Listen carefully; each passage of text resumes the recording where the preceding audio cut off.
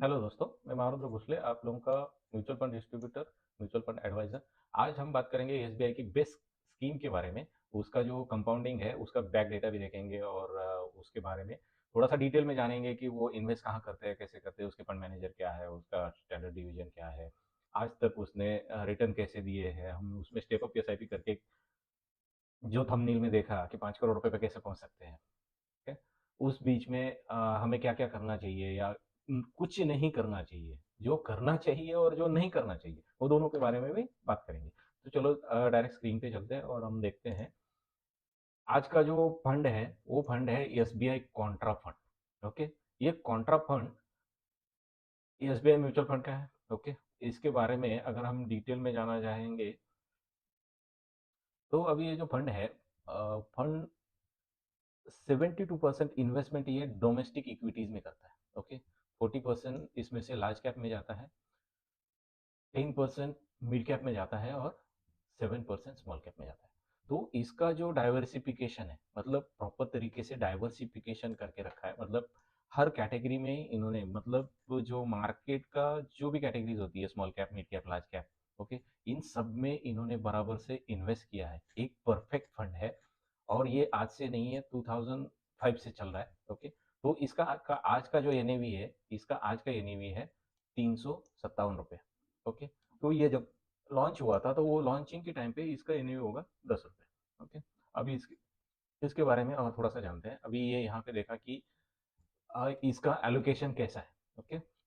अभी यहाँ पे ऑल टाइम का इसका जो ये है, चार्ट है, ये चार्ट भी दिखेगा हमें कि ये कब से लॉन्च हुआ था। 2005 में लॉन्च हुआ था, ओके। 2005 में लॉन्च होने के बाद उसका प्राइस 10 रुपये था। 10 रुपये से ये तकरीबन कितना गया था, एक मिनट, सॉरी, ये गया था हमारा 399, मतलब 400 रुपये पे गया था, ओके। 10 रुपये से 400 रुपये। अभी यहाँ का ऑल टाइम अगर रिटर्न देखेंगे इसके, तो ऑल टाइम रिटर्न में क्या है, एक महीने में 0.8%, पिछले हफ्ते में 3% बढ़ा है, 3 महीने में 5% गिरा हुआ है, 6 महीने में 11% गिरा हुआ है, okay. Y T D R मतलब इस फाइनेंशियल ईयर में खाली 6% गिरा हुआ है। मगर जब से ये लॉन्च हुआ है, तब से 2060% का रिटर्न दिया हुआ है।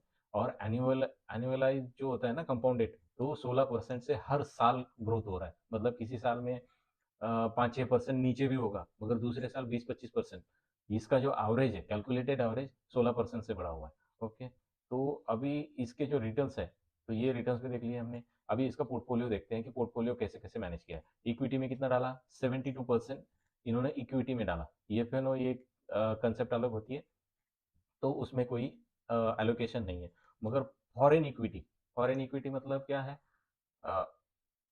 फॉरेन की किसी भी कंपनी में, ग्लोबल कहीं पे भी, चाइना में भी इन्वेस्ट कर सकते हैं, यूएस में भी कर सकते हैं, यूके में भी कर सकते हैं, किसी भी अदर कंट्री की कंपनी में ये लोग इन्वेस्ट करते हैं। तो यहाँ पे 3% का पोर्शन इन्होंने वर्ल्ड वाइड रखा हुआ है, ठीक है। और जो 75% का ये है, तो इसमें से नंबर ऑफ स्टॉक कितने हैं, जो लोकल मतलब इंडियन कंपनीज है, इंडियन कंपनीज के अंदर 86 कंपनीज है। 86 कंपनीज के अंदर इन्होंने 40% कंपनीज लार्ज कैप, मतलब वेल स्टेब्लिश और अच्छे से चल रही है, उनमें ये किया है। स्मॉल कैप, मिड कैप, अभी मिड कैप में 10% है और स्मॉल कैप में 10% है। ऑर्डर जो है ये 19% है। इसमें ये इसका एलोकेशन ऊपर नीचे करते रहेंगे, ओके। अभी इसमें जो मेजर इन्वेस्टमेंट कहाँ है, H D F C bank, Reliance, Kotak, tech Mahindra, GAIL, Tata steel, state bank of India. तो इसका एलोकेशन कैसे है, एच डी एफ सी में इन्होंने 7% का स्टेक ले रखा है, रिलायंस में 3% का स्टेक लेके रखा है। मतलब हमारा अगर 100 रुपया है, तो 100 रुपये में से 7 रुपये ये लोग एच डी एफ सी में लगा रहे हैं, 3 रुपये रिलायंस में लगा रहे हैं और 3 रुपये कोटक में लगा रहे हैं। उसी हिसाब से, मतलब नहीं क्या, 7 रुपये यहाँ पे रिलायंस में लगाए, एच डी एफ सी में लगाए, तो आई टी सी में कितना लगा रहे हैं, 16 पैसे, सॉरी 1.67, मतलब 1 रुपया 60 पैसे यहाँ पे लगा रहे हैं। मतलब ये एलोकेशन ऐसे होता है, राइट। यहाँ तक समझ गए आप। तो अभी देखते हैं कि इसका रिस्क रेशो कैसे है। स्टैंडर्ड डिवीजन में क्या है, लो वॉलेटिलिटी, मतलब बहुत ज्यादा गिरेगा भी नहीं, बहुत ज्यादा चढ़ेगा भी नहीं, आराम से मार्केट के साथ स्मूथली चलता रहेगा। लो वॉलेटिलिटी है, बेटर रिस्क एडजस्टमेंट, इसके जो फंड मैनेजर है, ये रिस्क मैनेज करते हैं, क्योंकि ये जो आपने पोर्शन दिखा, ये 19% को ये मैनेज करके जब गिरते मार्केट में इसको कैसे मैनेज करना है, इसके लिए ये 19% अमाउंट होता है, इसको बराबर से मैनेज करते हैं। ओके, तो बाकी कैटेगरी एवरेज से इसका सब जगह से बेटर है, राइट। यहाँ पे इसका जो रिस्क रेशो में turnover ratio, jeans alpha beta, ये ज़्यादा अंदर घुसने की ज़रूरत नहीं है। खाली यही समझ लो कि यहाँ पे रिस्क एडजस्टमेंट बहुत बढ़िया से हो रही है। ओके, इसके जो बाकी भी बहुत है, चलो इसके बारे में। अभी इसका जो ये कोटेक का है कॉन्ट्राफंड, तो ये 16% दे रहा है, ये दे रहा है 8%। ओके ठीक है, चलो ठीक है। अभी अगर समझो हमने इन्वेस्ट करते आते इसमें, अगर इन्वेस्ट करते आते मतलब जब से लॉन्च हुआ, अगर 10,000 रुपए की एसआईपी करके छोड़ देते हैं और कंटिन्यूस चल रही होती है आज तक 2025 तक 10,000 रुपए की एसआईपी, तो सॉरी मैं यहाँ पे 10,000 कर देता हूँ, 10,000 का ही मैं एग्जांपल दूंगा आप लोगों को। एक ही फंड लिया है हमने, सारा एक्सपोजर एक ही फंड के अंदर आ गया हमारा। तो 10,000 का एक एसआईपी हमने स्टार्ट किया हुआ है। ये कब किया? 2010 से। ओके, और हम इसको इंक्रीज कर रहे हैं 10% से। हर साल हम 10% से इसको इंक्रीज कर रहे हैं। तो इंक्रीज करने के बाद, हर साल 10% इंक्रीज करने के बाद जो हमारा अमाउंट निकल के आता है,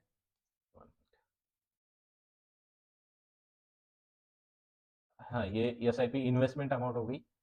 ओके, 10% का। अगर हम कुछ भी इन्वेस्ट नहीं, मतलब खाली 10,000 का ही करते हैं, उसको इंक्रीज नहीं करते, 10% से इंक्रीज नहीं करते हैं हर साल, तो ये हमारा S I P investment cost कितना रहेगा? 18,30,000। मतलब 2010 से 2025, मतलब तकरीबन 15, हाँ 15 साल में हमने 18 लाख रुपए इन्वेस्ट कर दिया। 18 लाख इन्वेस्ट करने के बाद उसकी जो वैल्यू हो जाती है 71 लाख। अगर 5% से इंक्रीज कर देते तो हमारी इन्वेस्टेड वैल्यू 26 लाख हो जाती, और जो करंट प्राइस हो जाती है हमारी आज की, वो 93 लाख रुपीज हो जाती।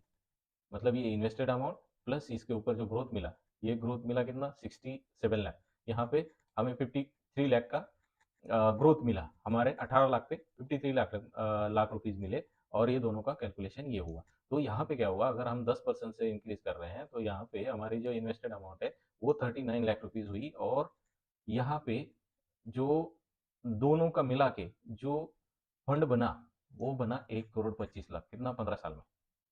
15 साल में हम 1,25,00,000 रुपए तक पहुंच गए। अगर यही चीज हम 20% से या 15% से इंक्रीज करते, 15% से इंक्रीज कर देते तो कितना हो जाता? जैसे 15% से ये हमारा तकरीबन 60 लाख रुपए का इन्वेस्टमेंट हो जाता। चलो ठीक है, हम 10% पे ही कायम रहते हैं। तो 10% में अगर हम इन्वेस्ट करना स्टार्ट किया, तो पहले महीने का हमारा जो इन्वेस्टमेंट अमाउंट था, पहले साल का, सॉरी 2010 में, तो ये हो गया 10,000। ये 10,000 कहाँ तक इन्वेस्ट कर रहे हैं? चलो 2011 में आ गए। 2011 में हमारी जो इन्वेस्टमेंट अमाउंट है वो बढ़ गई, 11,000 हो गई। 10% से 11,000 हो गई, मतलब 10,000 की एस आई पी कर रहे थे, तो 2011 में फिर 11,000 एस आई पी पे आ गए। 10% इंक्रीज हो रहा है। तो इंक्रीज होते होते अगर 2025 में आ जाते हैं, तो आज हमारी एस आई पी की अमाउंट क्या होती? तो आज की हमारी एस आई पी की अमाउंट होती 41,700 रुपीज से हम हर महीने उसमें इन्वेस्ट कर रहे होते हैं। अगर हम हर साल 10% से इंक्रीज कर रहे हैं, और आज की जो वैल्यू होती है उसकी 1,19,00,000 रुपए होती। और इसका एनुअलाइज रिटर्न जो मिला है वो 17-18% से मिला है। अभी यहाँ पे नहीं दिख रहा है। अगर हम सिंपल एस आई पी कर रहे हैं, okay simple S I P, मतलब जैसे कि 2010 से या 2005 से हमने स्टार्ट किया, जब ये 2005 में लॉन्च हुआ था, उसी टाइम पे हमने 10,000 रुपए की एस आई पी चालू कर दी, और वैसे ही 10,000 रुपए की चल रही है। मगर 2005 से 2025 में तो कितने साल हो गए? 20 साल। 20 साल के इन्वेस्टमेंट के बाद में आपकी जो इन्वेस्टमेंट अमाउंट होगी, इन्वेस्टेड अमाउंट, तो वो इन्वेस्टेड अमाउंट हो गई 23,30,000। मगर साल कितने दिए? 20 साल। ओके, उसके बाद में आज के टाइम पे इसकी जो वैल्यू है 1,47,00,000। ओके, 20 साल में। अगर इसी को हम स्टेप अप करते, 2005 से अगर हम स्टेप अप करके आते, मतलब जहां से लॉन्च हुआ वहां से अगर हम 5% का भी इंक्रीज कर देते, नहीं क्या 10% का हमने एग्जांपल देखा, अगर 5% से भी इंक्रीज कर देते, तो भी आज की जो वैल्यू होती वो 38% से ग्रोथ हो गई होती हमारी। यहाँ पे देखो, तो यहाँ पे हमारी 39 लाख रुपीज की इन्वेस्टमेंट हो जाती, और आज इसका जो वैल्यू था 1,79,00,000 रुपीज की आज की वैल्यू होती। अगर यही चीज हमने 10% से कर लिया होता तो ये 2 करोड़ रुपए हो जाता। अगर यही 15% से कर लिया होता ये 4 करोड़ रुपए हो जाता। ओके, अगर यही 20% से कर लेते हम हर साल, कितना, 20 साल हम 20% से बढ़ा रहे हैं, तो इसकी अमाउंट 6 करोड़ रुपए हो रही है, जो थंबनेल में आपने देखा। ये यही एक एग्जांपल है। अगर हम 10,000 से एसआईपी स्टार्ट करते हैं, हर साल उसको 20% से इंक्रीज करते हैं, तो इसका जो वैल्यू है, ये वैल्यू बन जाता है 6 करोड़ 26 लाख। राइट, यहाँ तक आ गए। अभी अगर हम हर साल 25% से बढ़ा रहे हैं, हर साल 25% से बढ़ा है, ये देखो 10 करोड़ रुपए। अगर 50% से बढ़ा रहे हैं, अगर इस साल 10,000 की कर रहे हैं, अगले साल 20,000 की कर रहे हैं, मतलब जिस टाइप से हम बढ़ाना चाहे बढ़ा सकते हैं। 5% से इंक्रीज करो या 25% से इंक्रीज करो या 15% से इंक्रीज करो।